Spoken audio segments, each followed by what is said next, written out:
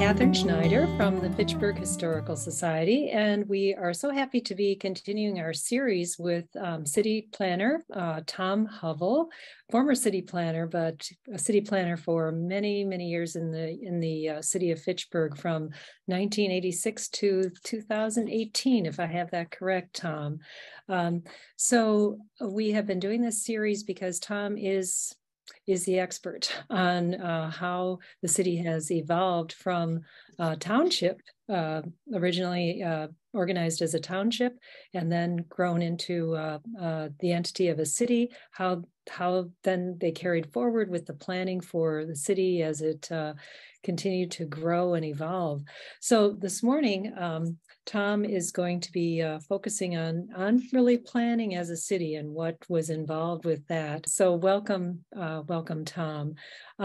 First question I'd like to ask you, knowing that the Fitchburg transitioned into being a city in 1983, and you came aboard in 1986, so you were right there at the origins of the city. How did planning evolve over the course of time from a town to a city? Can you speak to that? Yeah, thank you, Catherine. You are right. I was there from 86 to 2018, so 32 years. Yeah, so it's really interesting that some things changed, some things didn't. And I think the things that didn't change were very core, and that was community input and being a data-driven process. You can see some of that, although to a much lesser degree than what we would do in the 2000s, but you saw that with the 1983 or 1984 and the 1995 general land use plans. There was a lot of community input, not near as much as we had with the 2000 plan, but there was still a good deal amount of it. So those combine, that planning effort combines both the subjective, community input with the objective, the data, and people take through those meetings, can see the data and help inform the process. So it's kind of data informing the public opinion, so to speak. So the planning's always been fond of maps, tables, charts, graphs, things like that, a lot of data in both graphic form, particularly mapping. And I think probably the biggest way things changed is how data is presented. Now we use geographic information systems or GIS to produce maps, but that's a much more powerful tool than just producing maps. It has some statistical capabilities within it and other things that you can I don't want to say manipulate the data, but you can combine data and map it in different ways that you would never been able to as easily and presentable as you can through GIS. So the other big thing that's changed is the amount of data that's available to us. And obviously a lot of this is through the internet, but it's much more easily accessible because of the internet. But there's a good deal of data that's much more available that we can use, and almost gets to the point of data overload. But you just have to know how to kind of balance and take what you have that's you think will be important. The other thing that's always been important are projections in land use planning. We tended to rely on the Regional Planning Commission, now known as CARP-C, Capillary Regional Planning Commission, to help us with our projections, because basically what happens is the Department of Administration takes the state, they come up with state projections, then they start allocating that down to the county level, and the CARP-C helps them allocate it to each individual community. So we're not doing this isolated, we're doing our projections based on what CARP-C and the DOA come up with from the county and how that allocates to each individual community. And of course, things can change over time. You may meet, you may not meet your projections, but that's what they are. They're projections that are necessary to help us focus on what we're planning for and how we're going to plan. So, but I think the main key is probably the thing, even though we've always had public input, is how it changed over time. It was much less, like large, big groups, and we focused more on getting smaller group in people, breaking people into smaller groups and getting their input and becoming much more interactive. And you saw that with a number of the exercises we did with the 2000, what would become the 2009 comprehensive plan. And I'll touch on one of those exercises a little later in our discussion. All right, great. Thank you, Tom.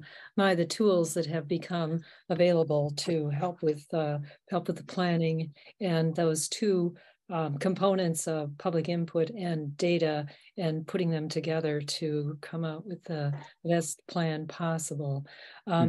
So what are some of the key concepts that you desired to obtain through your planning? What were you looking for?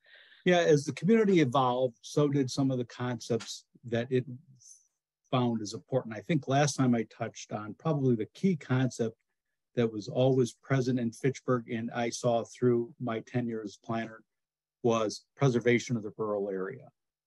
That is what people viewed. If you ask Fitchburg, people in Fitchburg, residents of Fitchburg, what do you think of Fitchburg? A lot of times it's not any growth in the urban area or anything like that. It's that rural component, which we discussed quite a bit last presentation. So that continued. That was, with farmland preservation and exclusive ag zoning. Then we also had guidelines for construction of outside the urban service area, and they've been with us. Those guidelines have been with us. They have changed over time, but they've been with us. I think it was in the 1984 plan. There may even been some in the 1970, I think it was 74 plan or 72 plan. So we had our future growth areas, and then I think sewer has always played a main role. Fitchburg tends to be, except for one instance, all gravity flowed sewer, which is rather unique within the county for a city of our size. We took a longer term view. The council actually mandated that for the 2009 plan, instead of looking out like 20 years, or 10 to 20 years, which is typical, we went out 50 years.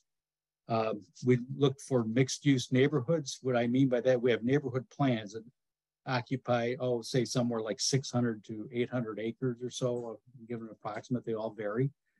But what you wanted to do was have mixed use neighborhoods where you had some commercial, you had residential, and various densities of residential as well within each neighborhood, so that there was not just one pocket of multifamily like we saw that came about in the 1970s when everything was right up at the north edge of the city. And so you can kind of see there's some changes from the 1984 and 1985 or 95 plan. And that's just the term general itself kind of gives this malleable kind of idea, right? I mean, it just says general land use plan. So, there was, the community had to become more accepting of planning over time.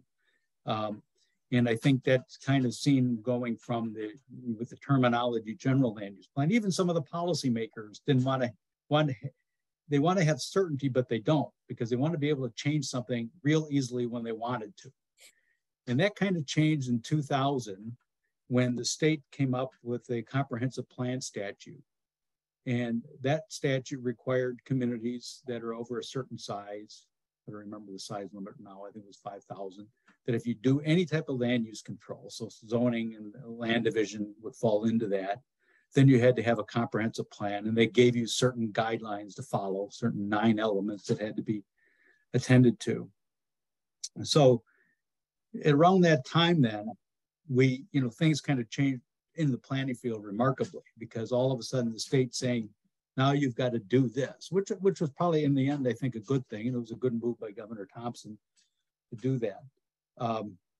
And you got more certainty, because all of a sudden now when you did your plan, it wasn't as easy to change as those general land use plans. So you had to have more public input. Well, not necessarily more, but you had to have public input, and you had to be more, how do I want to put it? You had to think more about how you were planning, because you didn't want to be making plans that wouldn't suffice over the long term, right?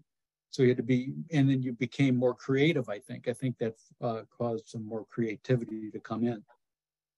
So other concepts that changed, we talked about the complexity, that there's the complexity of urban growth. So that's more, and that caused us to change some strategies that we had, because urban growth and what was required by CARP-C and so forth was changing over that time. in getting urban service adjustments and other things. And so we also saw that there's the type of services that we provide, water, fire protection, parks, just some of the important issues, and as I mentioned, sanitary sewer. And, for example, it was determined that it was cheaper to close fire station number 2, which was way on the west side of Fitchburg, and build 2 new fire stations, because now we had to we went to a fully manned fire department from an all volunteer fire department. Then I don't remember the year that happened, but that was triggered by some fires up in the Ridgewood apartment projects up off of Traceway Drive. We also looked at wells and water facilities, because you have cones of depression that can affect lakes and streams and so forth. So that's a lot of some of the data that was available. And as gas prices increased, we started looking at population density and how important that is to try to obtain at least some pockets of the city that could support more bus service. And then bus service also helps those that are residents that are disenfranchised or may become disenfranchised. I remember some of the meetings we had. There were people that, had a severe accident, became severe, handicapped, couldn't get around. But they still wanted to live in their home. And, that became a very controversial issue when Mayor Morris had proposed some additional bus service, because some people didn't want buses. And then you had those that had become disenfranchised. And I remember one resident actually saying, well, then you should move. They said that to the person that had become handicapped. And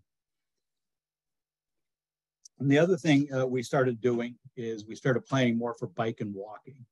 And when I took over in Fitchburg, there were no sidewalks. And one of my first actions as a city planner was to come up with a sidewalk policy.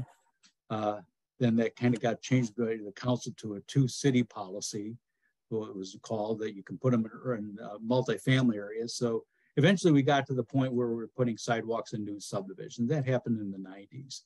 So I think that's been a good thing. I think it's shown that walking is a very favorable activity for people like my age and others that retire and they like to walk, and that's kind of that ability to get outside. And it makes it a lot easier when you have sidewalks in some of the streets than when you don't. And of course, there's biking, and we really made a move into biking too, with a lot of bike paths. And it's even now to the point where several years ago the chamber picked up that whole biking issue and bike the berg type thing. I recall I was biking up in Sheboygan area this summer, and I picked up a map that the state had, and there's a little fold-out map or little booklet, and it had a little ads, and it was Fitchburg Chamber Bike the Berg. So it was kind of interesting to think, well, I was part of that in the planning of those bike paths. So I want to say one thing is that the mixed-use planning, what it allowed us to do, what it allowed us to meet and change with market demands. So if you were planning only large single-family subdivisions, and then you get hit by a significant recession, as we did in that Great Recession years of 07 to 10, the single-family housing market just fell apart. And I recall driving in Sun Prairie and just seeing large single-family subdivisions with a lot of streets, no homes, others with some homes that had been rated and the copper taken out and stuff like that, partially built homes that were never occupied. So it's not like it was a thing that what happened was unique to other parts of this country. It was happening here in Dane County. So it allowed us to be able to meet because we allowed for multifamily construction. And so that took over. And I know a lot of people criticize we had a lot of multifamily, but we were meeting market demand, and we had planned it that way to be able to meet market demand, because we had these mixed use neighborhoods that said you can do multifamily here, or as long as you met, and some that would change over time to saying to the neighborhood plan, when you do the neighborhood plan, you come up with, we give you a density level, and then you meet it. How you meet it, it's up to you. So that's much more of a free market approach. And that would happen with the McGaugh neighborhood plan as an example. So we also became more cautious about timing of urban service area adjustments, for example. because there's a lot of expense to put in a new to expand your urban service area. You have a lot of services that have to be extended. And if those services aren't used for several years, you got a lot of infrastructure that's sitting empty. So that's an important kind of concept. And so, you know, we were more gradual in our future growth areas, I think, than what some other communities were. So that timing becomes important over time. And we put some triggering mechanisms in the comprehensive plan. For example, on average, over 5 years, you grow about 75 acres. And that was a rather controversial concept at the time, because people thought it would inhibit growth. But I think what it also did, it made us grow smarter and better. And I don't know that, at least my tenure there, that we ever surpassed that 75 acres per year. But I think we were getting close, but you know, it was still a functionable activity. So one thing I wanted to touch on here is when we were doing the comprehensive plan, I talked a little bit about density and the mixed use neighborhoods. And one of the reasons that led us to that, well, we had some ideas in our back of our mind, you know, the bus service and things like that, and getting some maybe commercial, small levels of commercial activity in new neighborhoods. But we did a housing exercise, and I don't remember the year it was. It was one of the early sessions that we did for our comprehensive plan. So it was probably the early part of the 2000s, like 2004 maybe. And we had a number of people from the community. It was really good, well attended. And we broke them into small groups. And so what we said is, okay, we know DOA is telling us, CARP-C is telling us we're going to grow, say, 5,000 people every decade. So what kind of housing options do you want available to meet that 5,000 people? And so we had done a lot of calculations and figured, you know, so for example, if you're building at 3 to 4, say 4 dwelling units per acre, which is kind of a standard suburban subdivision in Fitchburg, you know, this is how much land you take. And we added in a multiplier to add it for the streets, the stormwater basins, things like that, the parks. And so people are given the kind of like squares and said, this is like represents so many hundreds of dwelling units or whatever. I had 3 to 4 dwelling units per acre.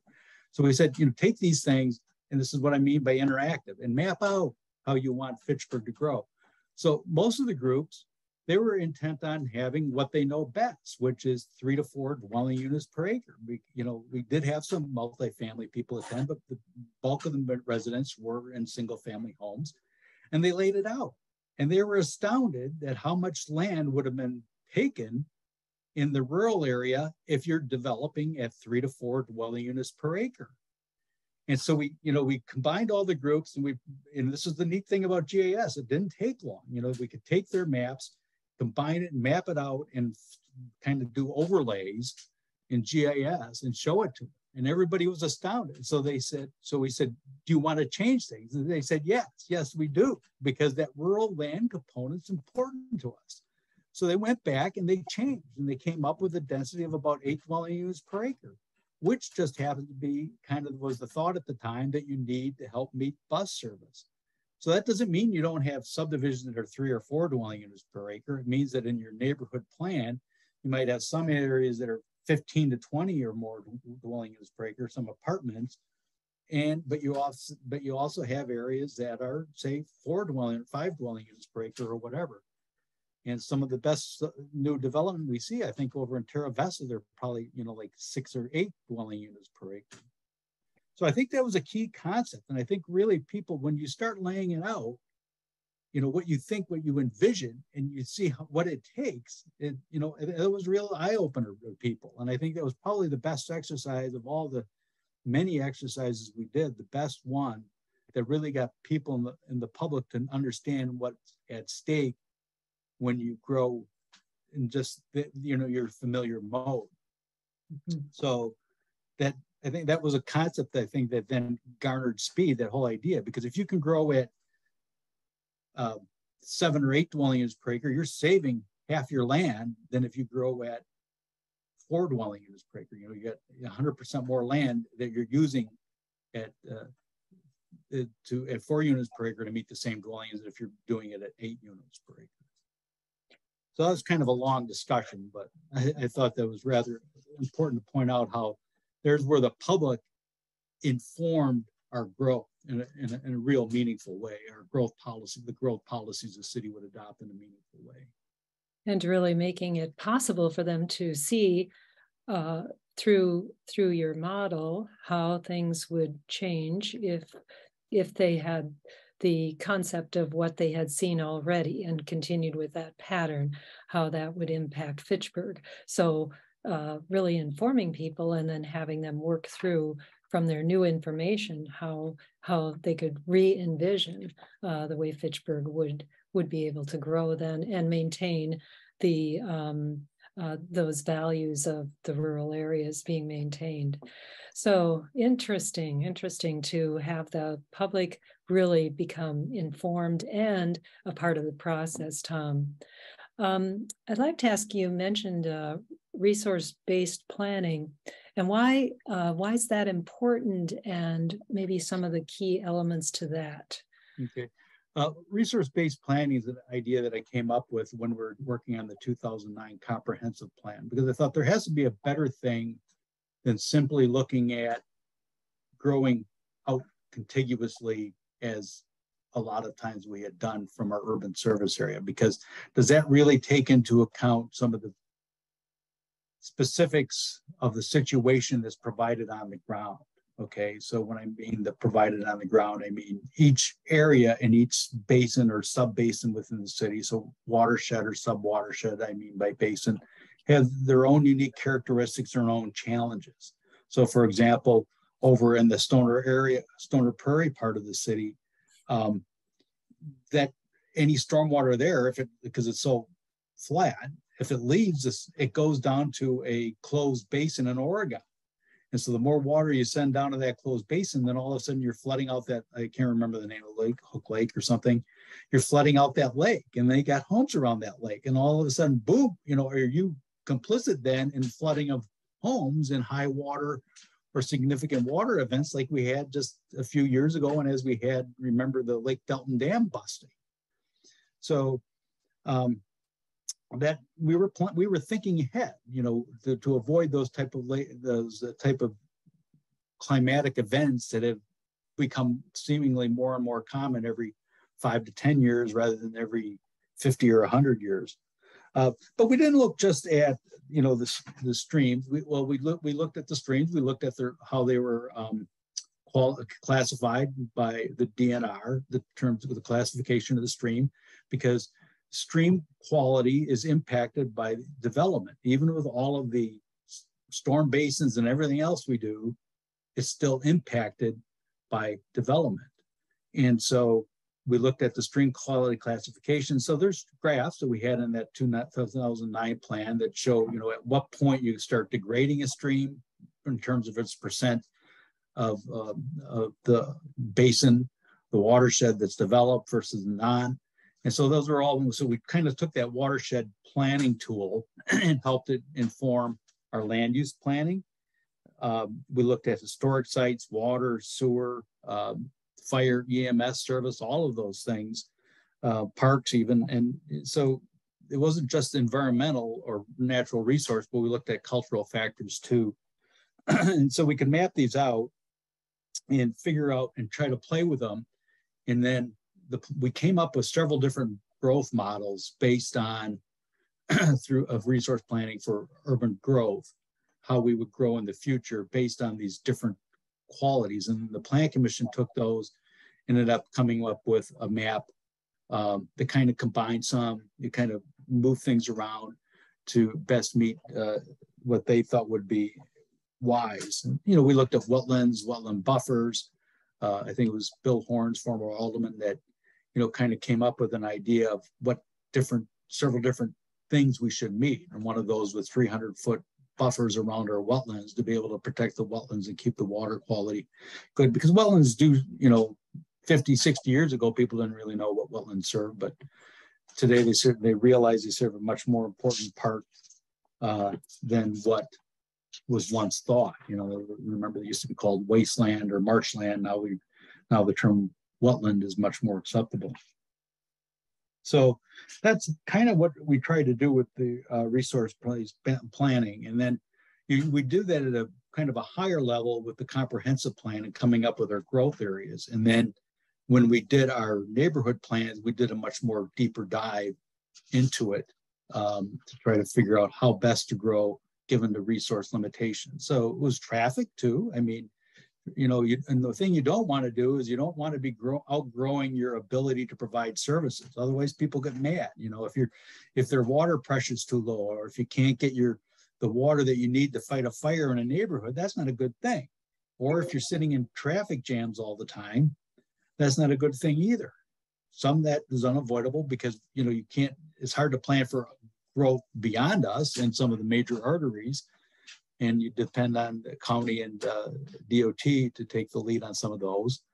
But we can certainly help by trying to do things, making things more get more biking, to get more transit-friendly neighborhoods developed as well. So, but by its very geography, we attract many people because of, like we talked about that before the last time, about our geography. We tend to be an attraction for many people and many things because we have those hills, we have the forests, we have the woods. And so that's why it makes it even more important to do that resource-based planning. And it brought in other stakeholders. I think Fitchburg is rather unique in how we had so many stakeholders from outside of our community come in and give input to what we were doing. And I got some people, some policymakers in the city who weren't real happy about that. But I always took the view that, they thought it was meddling. I always took the view, well, our plan should be able to stand up to scrutiny. And to be able to get more input, regardless of who it's from, certainly helps that. Mm-hmm. So many factors to take into consideration, layer upon layer. Reminds me of a chessboard in a way, so many things to look at in making these plans, Tom. Can you expand on the connection between the comprehensive plan and the urban service adjustments? Yeah, I'd be happy to. So the comprehensive plan, I think Mark Sewell, our city attorney at the time, but it's kind of like our land use constitution. So that sits up here. And then you've got other things that look to implement but have to be consistent with. So any action we take land use wise has to be consistent with our comprehensive plan. So this is one of the things I talked about, the creativity, is how do you do the density? So we came up as we did our neighborhood plans, and the neighborhood plans are required by CARP-C, and I think we were doing them anyway, but CARP-C started requiring. In fact, that whole resource planning thing that I was talking about, CARP-C actually ended up taking our idea and even built on it and started asking other communities to do it so that they had a much better idea of where and how they were going to grow than just saying, oh, we're just going to grow in Farmer X's field. Don't let Farmer X drive it, or the developer that wants to buy Farmer X's field. The community should be the one saying, this is where we want to grow. And that's what we did. It was the community-driven process of saying, these are the areas we're going to grow. It becomes a timing issue because some farmers may not want to sell at that, or some landowners may want to develop, some may not. But it's still, it's addressing your policy needs and your community needs. So that's why I think CARP-C started requiring that for other communities and with urban service adjustments. And so that comprehensive plan is a main document. And so it gives out our goals, objectives, and policies, each a little more formal than the one above. So it gets a little more detailed, but not near the level of detail that we do with a neighborhood plan. It puts more meat on the bones, so to speak. A neighborhood plan, we're adding more things, and we're getting more specific in terms of transportation, water, sanitary sewer, stormwater. When we get down to, we know where our storm ponds are going to be, and we know pretty much an idea of size. It's become fairly simple now to be able to do that. And particularly with the mapping capabilities we have, your watershed basis, you can figure out what your density, because you have your density idea, you can figure out how big your pond's going to need to be, and things like that. So you can do that same thing. We do transportation calculations. We have transportation traffic impact analysis done when we do neighborhood plans and things like that at a more detailed level. So when it gets down to CARP-C, their main goal is basically water quality. So it's sanitary sewer and also wetland protection, stream protection, things like that. But I'd say the real big one is probably sanitary sewer. And we're fortunate that Fitchburg doesn't have its own sanitary treatment plant. We're served by the Madison Metropolitan Sewage District. And so, we have a large interceptor that's owned by MMSD, the Nine Springs Valley Interceptor, that runs through the north part of the city and serves, the whole west side of Madison and Verona go and feed into that. So it's much more than just Fitchburg that's served by that. And then we have our own interceptors. We've got the McKee interceptor, we've got the one over on the east side, and the Nine Springs interceptor, things like that. They're all planned and based on how we could grow, so we know that we will have future capacity. So that's kind of that whole part when the comprehensive plan is saying, hey, this is where we're going to grow. So now when you do that neighborhood plan, you're going to make sure you're not just planning the capacity of the sewer for that area that's to the north, because the tends to flow north, the gravity flow, but for the neighborhood that's going to be below it, so that can have capacity. So you're not trying to put in a relief interceptor or something like that later on. So it's really putting more meat on the bones is what it gets down to, and you get much more detail. Although one of the things that we did later on, instead of setting forth, I touched on this, instead of setting forth specific density areas, we started saying, okay, this area you meet 5 units per acre. I think the McGaw plan is a perfect example. And this unit you meet 10 dwelling units per acre or something like that. So you knew where you're going to have lower or more, but you had to have those as minimum. So we started setting minimum density. And so there's a certain point you reach when your density kind of off balances. And so it might have some minimal impact on your stormwater basins or some impact, but it's usually able to be handled because you still have to do some on-site stormwater now through state and county regulations, and do some, and then we have our bigger basins that are off-site. So it's all kind of planned within the whole thing. Mm-hmm. Thank you, Tom. And then some planning elements have remained constant over the course of time. And can you explain those to us? Yeah, I think I touched on a number of these in the first session, but I think probably the 2 or 3 concepts really that have remained constant over time in Fitchburg. One is farmland preservation and exclusive ag zoning, and we delved into that quite a bit. And why is that important? Well, it's because that whole rural area thing, right? Preserving our rural area. We saw it with the 84 plan, or actually going back to the 70s, that 70 plan in the 1970s, we saw it. We saw it the 84, we saw it 95, and it carried over to the 2009 comprehensive plan as well.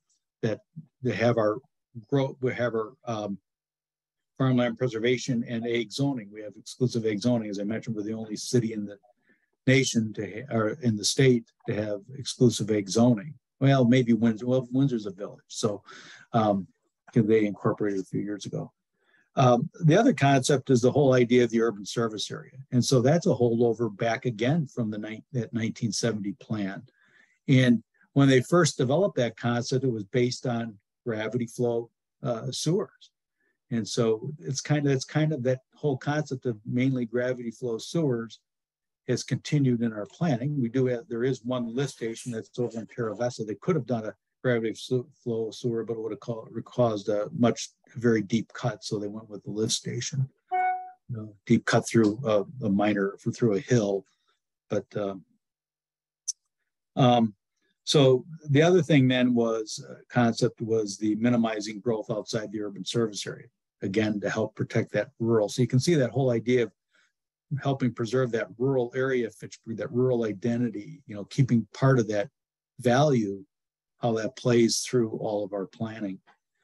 And then, even though we did natural resource protection in the 2000s, we took it to a much different level. It was much higher than we did before. That doesn't mean that it wasn't done years ago, because years ago we looked at slope and soil suitability, things like that. We didn't certainly look at it to the level we look at things for the 2000 plan in terms of, delving down more into biological details and things like that. But we did have some of that. So I'd say those are the main concepts that we tried to preserve, and they all get back to that whole, what's that Fitchburg value, that rural area. Mm-hmm.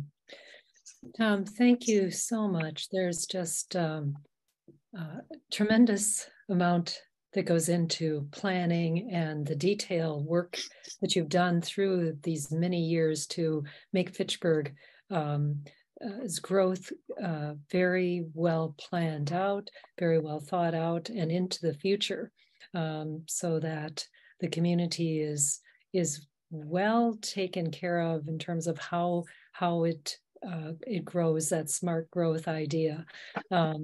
All the details that go into it, and informing us about that. You're just a wealth of information about that. So thank you so much for your time this morning. And we'll look forward to our third interview with you, which is coming up next month. And we will be doing some of the implementation with the zoning and land division codes and so on. So thank you so much for your time this morning. Oh, you're welcome, Catherine. A lot of the credit goes actually to the Fitchburg residents who were active and involved, and a good plan requires that public input. Thank you for that, and allowing for that to be such a central piece to the planning process, that the residents are intimately engaged in that and invited into that process. I would like to just mention that the interview with Tom, the series of interviews will be on our website, the Fitchburg Historical Society's website, which is fitchburghistory.org. Lots of other interesting things are on that site too. So we hope people avail themselves to that and enjoy just delving into our website also. So thank you so much again, Tom. Yep, thank you, Catherine. See ya.